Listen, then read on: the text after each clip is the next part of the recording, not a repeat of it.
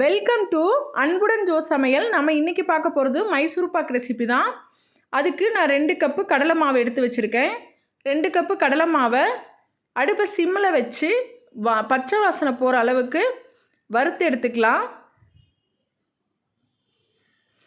அடுப்பை சிம்மில் தான் வைக்கணும், ஹையாக வச்சிங்கன்னா கருகிரும்.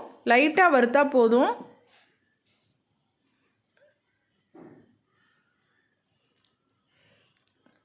நம்ம 2 கப்பு கடலை மாவுக்கு எப்போவும் 4 கப்பு நெய் சேர்ப்போம்.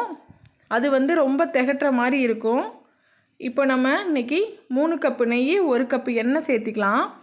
வறுத்தது இப்போ ஆறட்டும். தனியாக வடை சட்டியில் 3 கப்பு நெய்யை இப்போயே காய்ச்சி வச்சுக்கலாம்.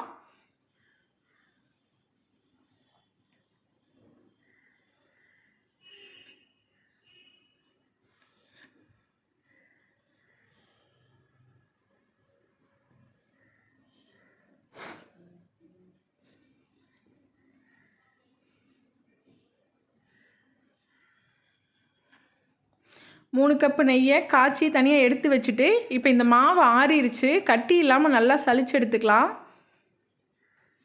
கட்டி இருந்தால் நல்லா உடச்சி விட்டு சலிச்சு எடுத்துக்கலாம். மாவை சலிச்சுட்டு அந்த மாவில் 1 கப்பு எண்ணெயை மாவில் ஊற்றி கலந்துக்கலாம். நல்லா மிக்ஸ் பண்ணி விடணும் கட்டி இல்லாமல்.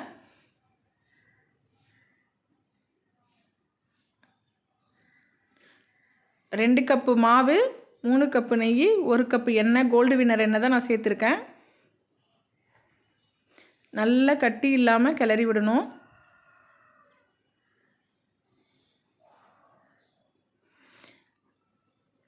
இப்போ நம்ம ஒரு தட்டில் எண்ணெய் தடவி வச்சுக்கலாம்.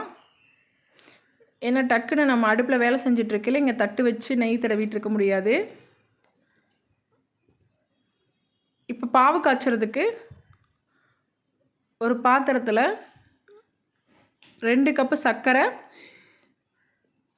சர்க்கரை மூழ்கிற அளவுக்கு தண்ணி ஊற்றி ஒரு கம்பி பதம் வர அளவுக்கு பாவு காய்ச்சிக்கலாம். கம்பி பதம் தெரியல அப்படின்னா தண்ணியில் விட்டு பார்த்தீங்கன்னா தெரியும். இந்த பாருங்கள், இந்த மாதிரி வரும்.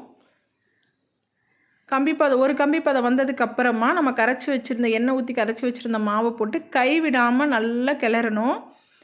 எண்ணெயும் மாவும் அந்த நெய் தனியாக பிரிஞ்சு வரணும், அந்த அளவுக்கு கிளறணும். இப்போ நம்ம 3 கப்பு நெய் பக்கத்தில் காய்ச்சி வச்சுருக்கோம் பாருங்கள், அது கொஞ்சம் கொஞ்சமாக ஊற்றி கிளறிக்கிட்டே இருக்கணும்.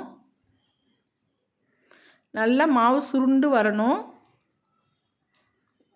நெய் பிரிஞ்சு வரணும். அந்த அளவுக்கு வர அளவுக்கு நெய் ஊற்றி கைவிடாமல் கிளறிட்டே இருக்கணும், இல்லைன்னா கட்டி சேர்ந்துடும்.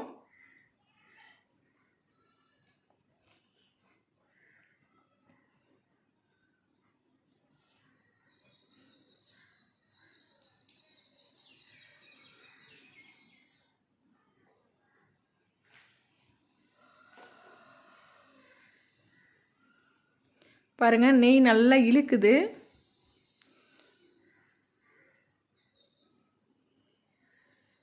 கொஞ்சம் கொஞ்சமாக இன்னும் நெய் ஊற்றி கிளறிட்டே இருக்கணும்.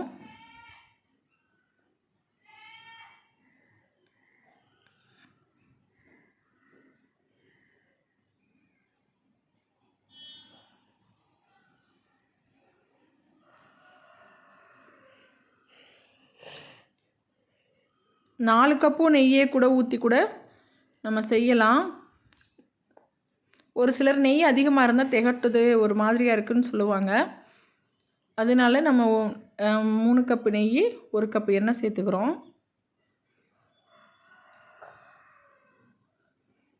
இப்போ பாருங்கள், பிரிஞ்சு நல்லா வருது. மாவு தனியாக, நெய் தனியாக நல்லா அங்கே பாருங்கள்.